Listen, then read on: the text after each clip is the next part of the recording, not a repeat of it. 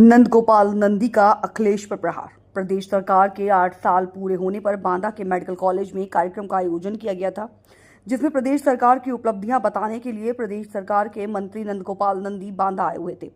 यहां उन्होंने कई योजनाओं के लाभार्थियों को लाभान्वित किया। वहीं पत्रकारों के सवालों का जवाब देते हुए उन्होंने कहा कि अखिलेश यादव को विरासत में गद्दी तो मिली, लेकिन बुद्धि नहीं मिली। सपा सरकार में अखिलेश यादव ने कई थूक के चाटने वाले काम किए। 5 साल लैपटॉप पर गेम खेलते रहे। योगी सरकार की उपलब्धियों के बारे में जनता खुद बोल रही है। विष्णु सिंह, बांदा की एक खास रिपोर्ट। इसका पालन कर रहे हैं, वरना अभी तक बहुत कुछ हो गया होता है। हमारा समाचार सही कहा इसमें, अब और हम क्या कहेंगे। अरे महाराज हमारी गाड़ी आ जाए। कहा है भैया, मैंने कहा ना कि सही कहा, अब उसमें हम क्या कहेंगे ना। थोड़ा हल्का हाल होगा ऐसे लोगों ने बर्बाद कर दिया, खुशियाँ मना रहे हैं। कुशासन के 8 साल हैं अखिलेश यादव जी के कहते हैं।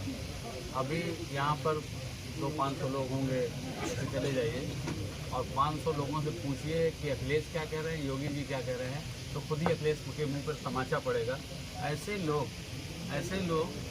जिनको विरासत में गद्दी मिल गई है, बुद्धि नहीं मिली, तो निश्चित रूप से अखिलेश की जो बचकानी हरकत है, आप देखिए कई निर्णय जो वो कहते हैं ना, थूक के चाटने वाली कहावत, कई निर्णय उन्होंने लिए, उसके बाद उन्होंने वापस लिए।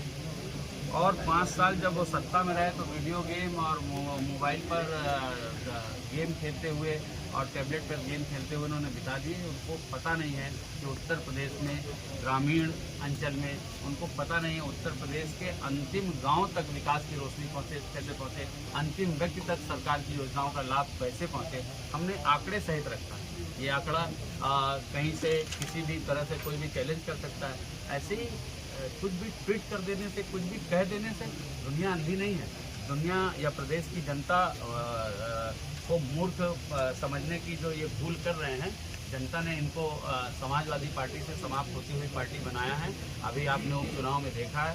निश्चित रूप से मैं कह सकता हूँ कि 2027 में इनका सुपड़ा साफ होगा और समाजवादी पार्टी समाप्त होती हुई पार्टी बन करके। भाजपा विधायक ने कहा योगी जी दिल्ली चले जाएं, देशों प्रदेश समाज।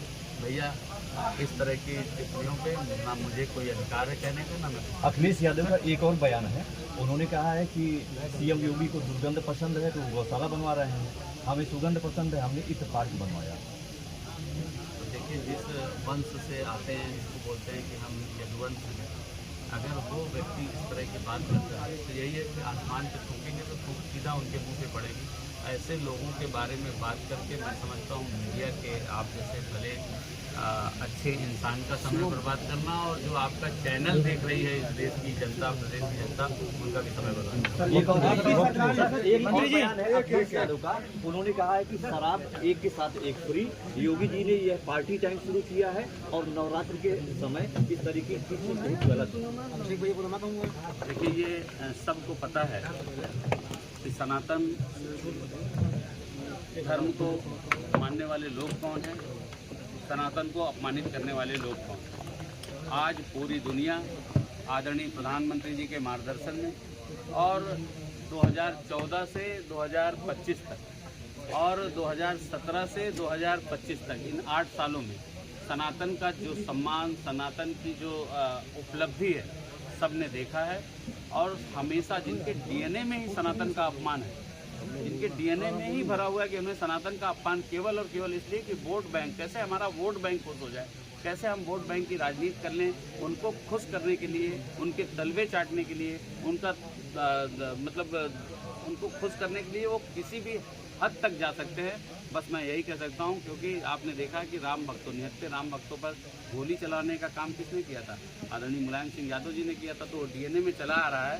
निश्चित रूप से अपने वोट बैंक को साधने के लिए, अपने वोट बैंक को सॉलिड करने के लिए इस तरह का बयान दे रहे हैं। उनका वोट बैंक भी अभी आपने देखा है कितने लाभार्थी, कितनी बड़ी संख्या में यहाँ पर मुस्लिम लाभार्थी भी लाभ पाए हैं।